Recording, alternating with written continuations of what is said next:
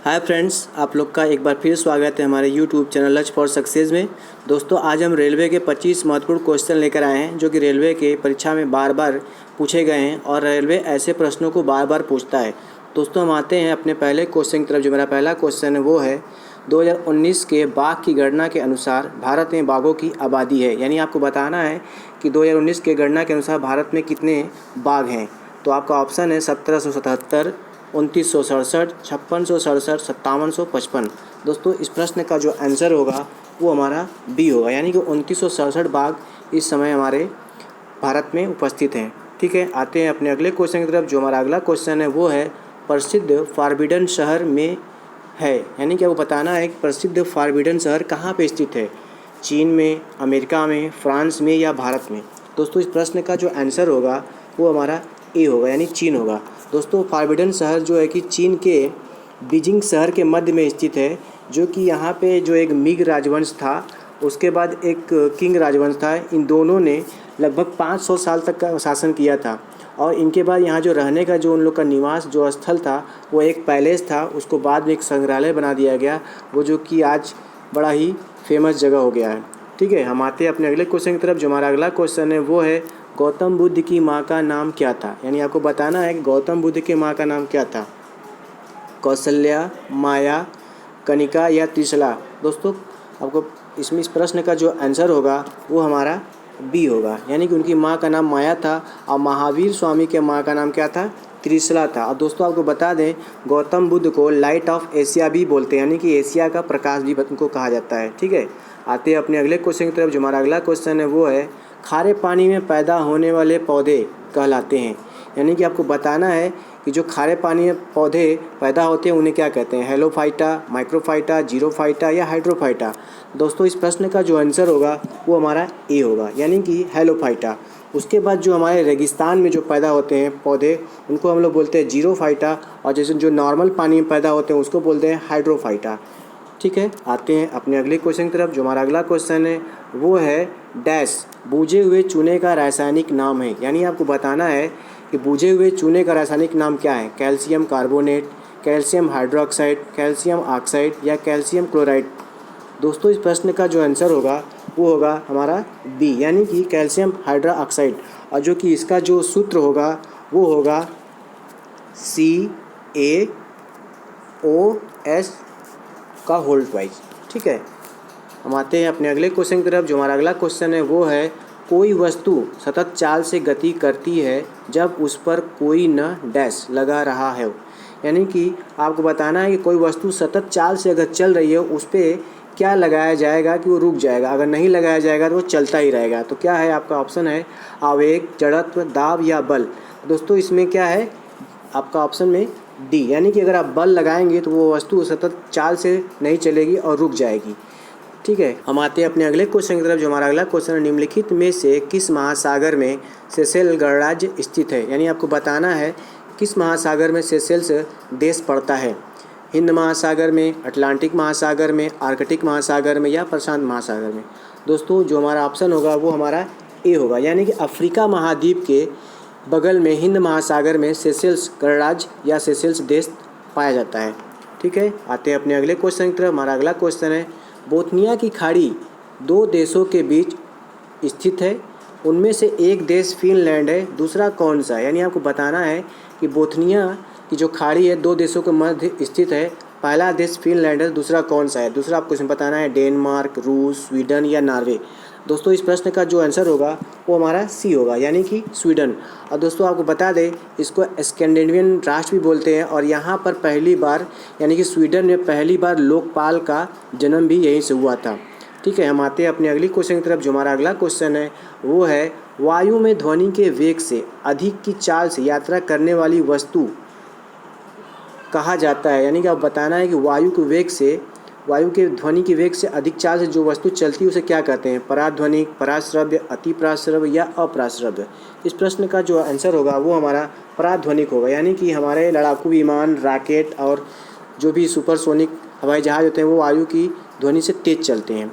ठीक है, आते हैं अपने अगले क्वेश्चन की तरफ। जो हमारा अगला क्वेश्चन है वो है खानवा का युद्ध लड़ा गया था यानी आपको बताना है खानवा का युद्ध कब लड़ा गया था, 1526 में, 1527 में, 1528 में या 1529 में। इस प्रश्न का जो आंसर होगा वो हमारा बी होगा, यानी कि खानवा का युद्ध 1527 में लड़ा गया था। अब 1526 में पानीपत का युद्ध लड़ा गया था। अब 1528 में चंदेरी का युद्ध लड़ा गया था। अब 1529 में घाघरा का युद्ध लड़ा गया था। ठीक है दोस्तों, आते हैं अपने अगले क्वेश्चन की तरफ। जो हमारा अगला क्वेश्चन है वो है नामीब मरुस्थल कहाँ स्थित है। यानी आपको बताना है कि नामीब नाम का जो थार है वो कहाँ पे वो स्थित है, उत्तरी अमेरिका, दक्षिणी अमेरिका, दक्षिण अफ्रीका या अफ़गानिस्तान। इस प्रश्न का जो आंसर होगा वो हमारा सी होगा, यानी कि दक्षिण अफ्रीका में नामीबिया नामक देश और दक्षिण अफ्रीका नामक देश में, ये दोनों में नामीब मरुस्थल पड़ता है। ठीक है, हम आते हैं अपने अगले क्वेश्चन की तरफ। जो हमारा अगला क्वेश्चन है वो है पीवीसी का संपूर्ण रूप है। यानी कि आपको बताना है पीवीसी का क्या फुल फॉर्म होता है, polyvinyl chloride, polyvinyl carbon, chloride vinyl chloride या पॉलीविनाइल कार्बोनेट। इस प्रश्न का जो आंसर होगा वो हमारा ए होगा, यानी कि पॉलीविनाइल क्लोराइड। ठीक है, हम आते हैं अपने अगले क्वेश्चन की तरफ। जो हमारा अगला क्वेश्चन है वो है निम्नलिखित में कौन सा कथन गलत है। यानी आपको बताना है इनमें से 3 सही हैं और 1 गलत है। तो आपको बताना है अधातुएं ऋणायन बनाती हैं, धातुएं अम्लीय ऑक्साइड बनाती हैं, धातुएं धनायन बनाती हैं या धातुएं विद्युत की कुचालक होती हैं। दोस्तों इस प्रश्न का जो आंसर होगा इनमें से जो 1 गलत है वो हमारा सी है। ठीक है, धातुएं धनायन नहीं बनाती, धातुएं ऋणायन बनाती हैं। हम आते हैं अपने अगले क्वेश्चन की तरफ। जो हमारा अगला क्वेश्चन है वो है बांदा, सोनभद्र और मिर्ज़ापुर ज़िले में कौन सा खनिज पाया जाता है। यानी आपको बताना है उत्तर प्रदेश के ये 3 ज़िलों में सबसे ज़्यादा कौन सा खनिज पदार्थ पाया जाता है, डोलामाइट, मैग्नीज, लोहा या चांदी। दोस्तों इस प्रश्न का जो आंसर होगा वो हमारा ए होगा, यानी कि डोलामाइट इन 3 ज़िले में सर्वाधिक मात्रा में पाया जाता है। आते हैं अपने अगले क्वेश्चन की तरफ। जो हमारा अगला क्वेश्चन है वो है इनमें से कौन सी खरीफ की फसल नहीं है। यानी कि आपको बताना है कि इन चारों में कौन सी एक खरीफ की फसल नहीं है, गेहूँ, धान, मक्का, मूंगफली। दोस्तों इसका जो आंसर होगा वो हमारा ए होगा, यानी कि गेहूँ हमारे रबी की फसल है, बाकी जो धान, मक्का, मूंगफली है ये खरीफ की फसल है। आते हैं अपने अगले क्वेश्चन की तरफ। जो अगला क्वेश्चन है को अनबुझा चूना कहा जाता है। यानी कि इसमें आपको बताना है कि किसको अनबुझा चूना कहा जाता है, calcium oxide, calcium chloride, calcium carbonate या कैल्शियम हाइड्रॉक्साइड। तो दोस्तों इसमें जो है कैल्शियम ऑक्साइड को हम लोग अनबुझा चूना कहते हैं। ठीक है, जो इसका सूत्र होता है CaO। ठीक है, आते हैं अपने अगले क्वेश्चन की तरफ। जो हमारा अगला क्वेश्चन है वो है निम्नलिखित में से कौन सा मद्रास का मोजार्ट जाना जाता है। यानी कि आपको बताना है कि मद्रास का मोजार्ट किसे कहते हैं, किशोर कुमार को, AR रहमान को, इलैयाराजा को या SP बाला सुब्रमण्यन को। दोस्तों इस प्रश्न का जो आंसर होगा वो हमारा बी होगा, यानी कि जो मद्रास के मोजार्ट हैं वो हमारे AR रहमान है। दोस्तों बता दें कि जो मोजार्ट था वो ऑस्ट्रिया के वियना देश में एक बहुत बड़ा संगीतज्ञ था जिसको मोजार्ट कहा जाता था। अब वही हमारे AR रहमान को उपाधि दिया गया है। ठीक है, आते हैं अगले क्वेश्चन की तरफ। जो हमारा अगला क्वेश्चन है वो है ई गवर्नेंस क्या है। यानी आपको बताना है कि ई गवर्नेंस क्या है, व्यवस्थित शासन, मानव संचालित शासन, प्रौद्योगिक शासन संचालन या प्रभावी प्रशासनिक प्रशासन। तो इस प्रश्न का जो आंसर होगा वो हमारा सी होगा, यानी कि प्रौद्योगिक शासन संचालन। ठीक है, हम आते हैं अपने अगले क्वेश्चन की तरफ। जो हमारा अगला क्वेश्चन है वो है कूलाम की एसआई इकाई है। यानी आपको बताना है कि कूलाम की एसआई इकाई क्या है, विद्युत प्रवाह, प्रतिरोध, विभवांतर या विद्युत आवेश। तो इस प्रश्न का जो आंसर होगा वो हमारा डी होगा, यानी कि विद्युत आवेश जो होता है वो हमारे कूलाम की एसआई इकाई है।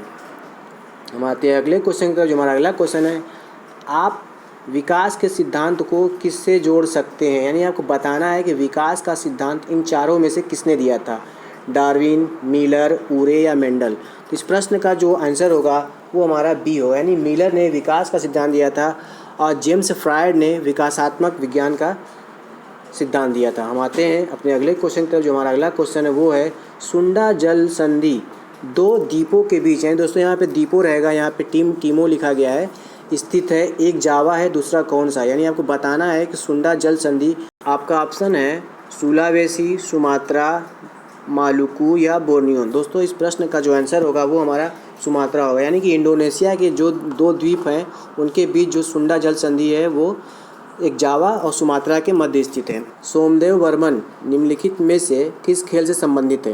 यानी आपको बताना है कि सोमदेव वर्मन कौन सा खेल खेलते हैं, बैडमिंटन, टेनिस, टेबल टेनिस या बास्केटबॉल। दोस्तों इस प्रश्न का जो आंसर होगा वो हमारा बी होगा, यानी कि टेनिस। हम आते हैं अपने अगले क्वेश्चन की तरफ। जो हमारा अगला क्वेश्चन है वो है, भारत में सबसे ज़्यादा दूध उत्पादक राज्य कौन सा है? यानी आपको बताना है कि भारत में सबसे ज़्यादा जो दूध उत्पादन करता है वो कौन सा राज्य है, गुजरात, उत्तर प्रदेश, हरियाणा या पंजाब।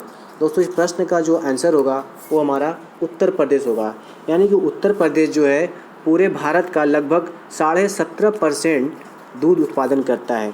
ठीक है, आते हैं अपने अगले क्वेश्चन की तरफ। जो हमारा अगला क्वेश्चन है वो है, डैश की एसआई इकाई वोल्ट है। यानी आपको बताना है कि किसकी एसआई इकाई वोल्ट है।